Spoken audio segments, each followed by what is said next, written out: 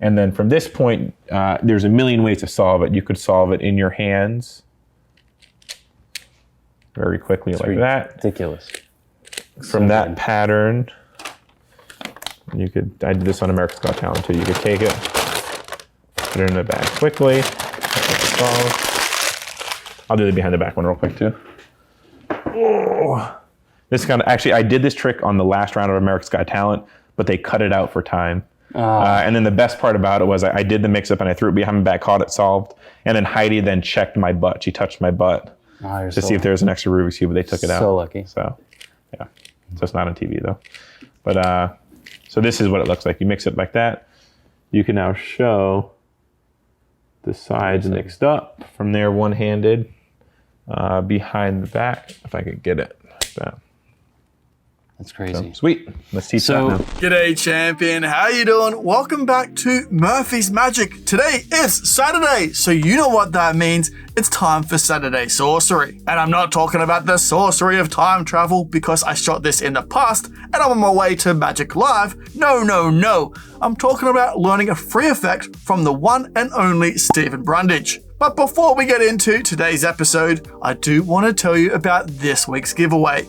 If you want a chance to win the Cube Magic Bundle, stick around till later on in the episode and I'll show you how to enter that giveaway. Now, you just saw Steven perform his iconic way on solving a cube, whether it's either in a bag or tossing it over his back and catching it. You're gonna learn that today. Plus, as an extra bonus, you're also gonna learn some false shuffles. Now, this is an excerpt from Steven's At the Table lecture. And if you haven't checked out this At the Table lecture, I'll tell you a little bit more about it in just a wee second. So I'm sure you've had enough of me flapping my gums and you wanna learn this awesome, awesome piece of cube magic from Steven right now. So Steven, my friend, get in here. Yeah, he's not really here, but look, go along with me. Steven, come in here, mate. Show him what you've got. Steven, take it away. Oh, look at these absolute champions. You guys are the best. It's true. I've Googled it. So it helps to have a cube in your hand right now when doing this, like I said before. And I'm gonna teach the most versatile move that I know when it comes to creating some cube stuff. Just like cards, there's false shuffles. Yes. For cubes. For the Rubik's Cube. And you're, was it 3 moves? 3 moves away from solving? When you're doing the toss? The toss is 4 moves away. 4 moves. Mm-hmm. And then what about in the hands? Is that 4 as well? Yeah, it's all different ways of unscrambling it to do it. Okay. Nice, let's do it. And then, sweet, let's go right into it. So remember, green is facing towards you. And just a quick orientation of the cube. When you're holding the cube towards you, this is going to be the front side. This is the up side, right side, left side, bottom, and back. So basically, if I say the front side, it's going to be the side closest towards you. And it's 4 moves. To keep it really simple, we're always going to start moving the right side with the right index finger like that. Not the right side, the coming from the right side like that. But basically, you're going to go big, big, little, little. And so you're going to do the big side like that, little side up. Oh, no, sorry, this is confusing. It's okay. So when I say big side, I mean you're going to move, is that right or no? Is it little, little, big, big, or what is it, Devon? Big, big, little. Big, big, okay. big, little. So when I say big, you're going to move the outer laters. And when I say little, you're going to move these kind of layers right there. So you're going to go big, big, little, little move from there. Right now, you have the cube here. Basically, you're going to reverse these 2 sides. So you have the yellow center facing there. And then on the left side, you have the green. So basically, you're just going to invert. Sorry, this is orange. You're going to invert the orange. So real quick, you have the orange side on top. And we're talking about the center pieces because they don't move. So the center orange and the center green's on the left. You're going to invert these 2 so the orange is on the left and the green is on top. So from there, you're going to invert them. Have you seen last week's free tutorial yet? Make sure you do. Card on screen right now, or the link is in the description. Make sure you check it out. It's an absolute feast for the eyes, and it's completely free. Go treat yourself. Now, I'm so sorry, Steven. I need to interrupt for just a wee second, because I want to find out who won last episode's bundle. So, cube flick, please. Oh, that was meant to solve. I'll practice that a little bit more. Congratulations, champion. You're the winner of last episode's bundle. Oh, that really hurt my finger.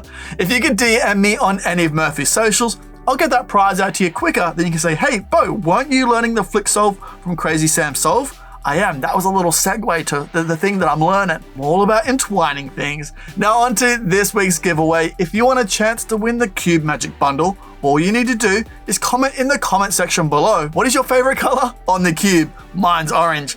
And then in next week's episode of Saturday Sorcery, I'll draw a name out at random and you'll be announced on that episode. So good luck. Now, champion, are you enjoying what you're watching right now? Because I have good news for you. In the Saturday Sorcery playlist, we have over 100 episodes, which means over 100 free tutorials. So make sure you go check out that playlist. There'll be a link in the description below. Go treat yourself to all that free magic because you deserve it. So from there, you're going to invert them. Like that. So now the orange is on the left and green is on top. And you notice you're going to have two big giant squares right here facing towards you. And this is going to be your front side right now. When facing the camera, you're holding it like this. Remember, you have the two big squares there. This is your hand positioning for it. And then you have this nice display of it. Looks really, really mixed up. From there, in order to solve the cube, the moves that you're going to do are little, big, but you're always going to start with this index finger first. So it's going to be, you're going to have your thumb right here on the edge, the bottom corner right there, middle finger on the back of it. So it's going to be little, big, and big move. So it's basically the opposite of what you did to get into it. So I'll show you that, guys, again. So you could rewind this and just repeat this step over and over again, where it's going to be big, little. Remember, you have the orange and green here. Invert these two. Wait, would it be little, big? Is that right? Is this right, Devon? Because somebody's on. So we have a chat, and they have it's little, big. Then to reverse it, it's big, little. Well, it depends what a big move is and a little move. Right. So it's basically it's It's just like It's an acronym. It's kind of just to get it in your head when you think it's just going to be the big, little, or Okay. little, big, either one. Okay. But essentially, when solving it, so to get back to that position, have your fingers here. You're going to start with, it's like a two-way move like this. So you're going to move the middle piece right here. So it's going to be the middle, like that. Okay. So I'm calling this a little move right now, but it could be a big move. But for right now, this is little. Okay. So little, big. Or maybe use outside or inside. Yeah. But right now, this might just confuse people even more. Yeah. So What makes sense to you guys? Little, big, outside, inside? Well, for me, outside, inside is probably better. Inside. So we're going to switch it up right now. Forget everything you just learned. So green facing towards you, yellow up top. So this is an outside move. That's an outside move. An inside move is where you move the middle, but the top moves as well. So and then okay. Yeah. Got it. And then in order to move this one coming up, I'll show you guys. So in order to move the top one, it looks like that. With their first finger. Yep. Your index finger is going to go like that. In order to move the outside one right here, and try to get a better camera angle, your ring finger is just going to push up like that. To do the inside move coming this way, your index finger is just going to push the middle side like that coming in. And then do an inside move coming up, your ring finger is going to go like that. So to get into it, we're going to go outside, inside. You have the orange and the green. You're going to rotate them, invert them like that. Sorry. And then to get it back, it's going to be inside, outside. You're always going to start with that index finger, though. So it's going to be inside, outside. So you're doing that, like, so in the motion of tossing in the air, let's say, you're doing those three moves. Those four moves, yeah. Or four moves, I'm sorry. Four moves, super ridiculously fast. Yeah, so, I mean, more than fast, it is smooth. Yeah, smooth. So I'll show you with the bag thing, for example. So, and then as far as learning that, if you want to replay that 20 times to get it, it does take a while. but eventually your brain will click and you'll understand. So I'll show you this right here if you guys want to. So the green is still facing towards me, but basically this is now in reverse for you, but basically it's outside, outside, inside, inside. And then now you have your position where you have the 2 blocks facing you. And then the nice part about this display is it really genuinely looks mixed up from there. And there's no big blocks because you're hiding them with the back of your hand. Now, when he says big blocks, he means those big squares. These big squares right here. So you're going to have a line up front like that. You're holding it like this. And then to do the solve, this is what this is going to be the inside, inside, outside, outside move. What you just learned earlier. At first, it will be really, really hard to do. And then you invert. So from here, you might be doing it, it might be a struggle to even do the first move, second move, the third move. It might take even 10 seconds just to do that quick move. Right. But over time, muscle memory. This is not something that you're going to learn within 10 minutes. If you pick up a cube, you'll probably do it. But if you pick up a cube for the first time, this is going to take hours of practice to learn. But obviously, if you care about Magic and you want to do something really well, I think time is really important if you want to invest it. If you want to be good at least. So more important than worrying about doing the moves ultra fast, because you could do them, relatively fast. You want to work on just the smoothness of it. You want to do it without pause. You want to just go so the next move flows. Before this move is even done, you're going to start the next move. And then after that, the next move. That's crazy. So when you're solving it, when you put it inside the bag, are you solving it, doing the 4 moves as you're putting it inside the bag? Yeah, so there's a couple ways to do it. You can do inside or outside, but basically as you go in, it's basically you're going to go into the bag, and as soon as you get past the lip, it's just going to be 1, 2, 3, 4, and then you just drop it all the way into the bag. And you can do that relatively quick. Like you get the point where, but you just want to make sure you're not, struggling to get it in, and they can see you fiddling around. You want to go where as soon as it's in the bag, it's smooth all the way down and it's smooth all the way out. And at that point, you just do those moves. Awesome. Can you just really quick go over some false shuffles that you teach in Cube 3? Yeah. Ben Stone wants to know a better idea of the speed and the way that you do it. Okay. So let me solve this real quick, sorry. This is me solving at full speed though. Just show off. No, I have, yeah. I'm joking. Okay.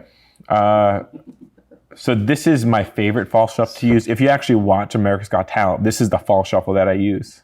Oh, really? Yeah, I use this multiple times on America's Got Talent, and I have more confusing false shuffles. This is probably my favorite false shuffle.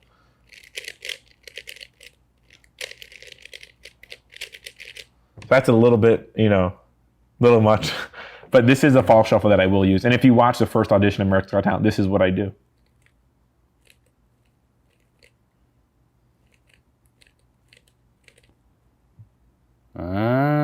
So it's simple. I slow it down. You're not going crazy. And basically, here's the move. With the green facing towards you, yellow up, you're basically going to move the right 2 times. You're going to move the up side 2 times.